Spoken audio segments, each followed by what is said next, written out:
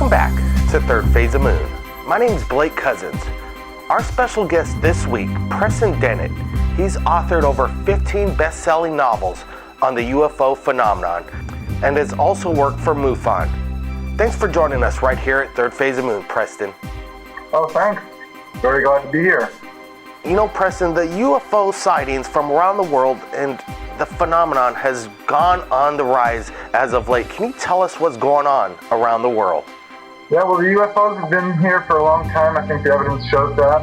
And starting in 1947, which coincides with the atomic age, UFOs kind of really started coming to our planet in big numbers. And it's never stopped since then. And I don't see any sign of them leaving. So yeah, we've got reports all across the world. Just a couple weeks ago, you guest starred on Jesse the Bodies Ventura's Conspiracy Theory TV show in regards to Skinwalker Ranch and Bigelow Aerospace. Can you tell us, what do you think Bigelow's up to? Well, Bigelow, as you know, is a very wealthy man, and he's also very aware of the UFO situation. We've had people study the whole abduction phenomenon. I think he's aware of what the ETs have been warning humanity about. See, when someone is taken on board a UFO craft, the most common thing that happens to them is an examination. But the second most common is being given warnings of environmental disaster,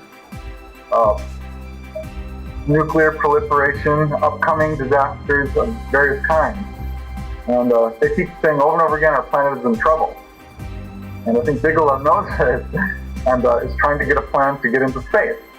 And his interest in the Skinwalker Ranch proves that he's very knowledgeable about this stuff. I think he probably does have proof of the ET presence. Apparently, Bigelow took over MUFON and paid him over $750,000 for a year's access exclusive to UFO sightings.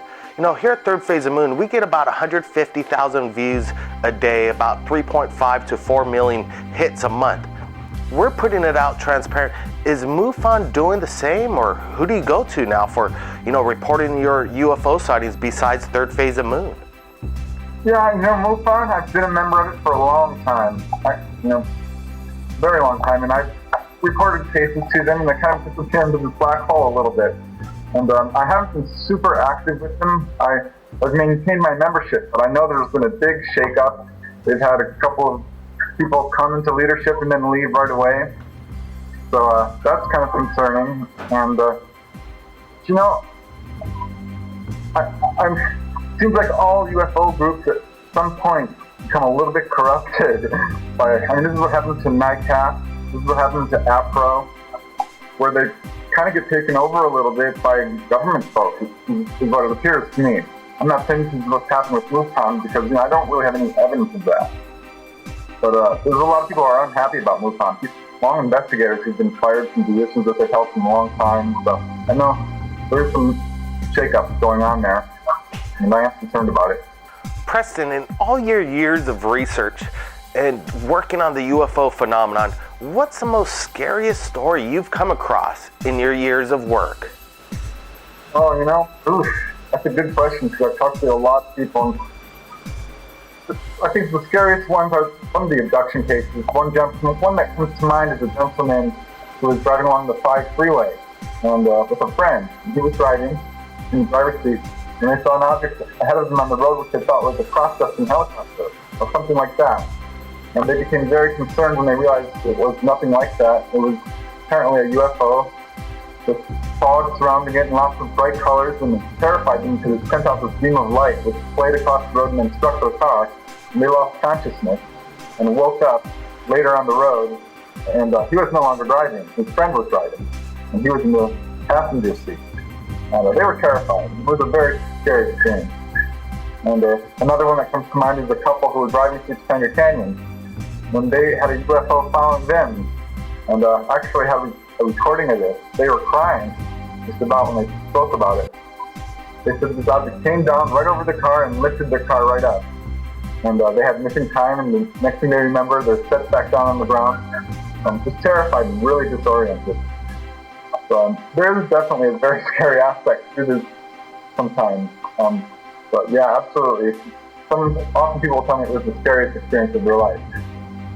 Preston, you've authored over 15 best-selling novels in regards to the UFO and alien phenomenon. I know you're working on something in the future. Can you tell us what it is?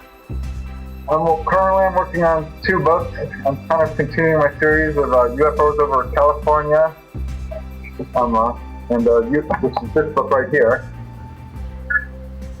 And I also did a book called UFOs over New Mexico and UFOs over New York.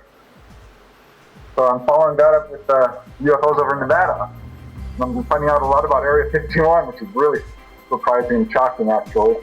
Yeah, I thought I knew quite a bit about it already, but I found out I did not know the whole story. And so that's really interesting. And I'm also doing another book on people who had very close encounters. These are the kinds of encounters that are not your typical abductions.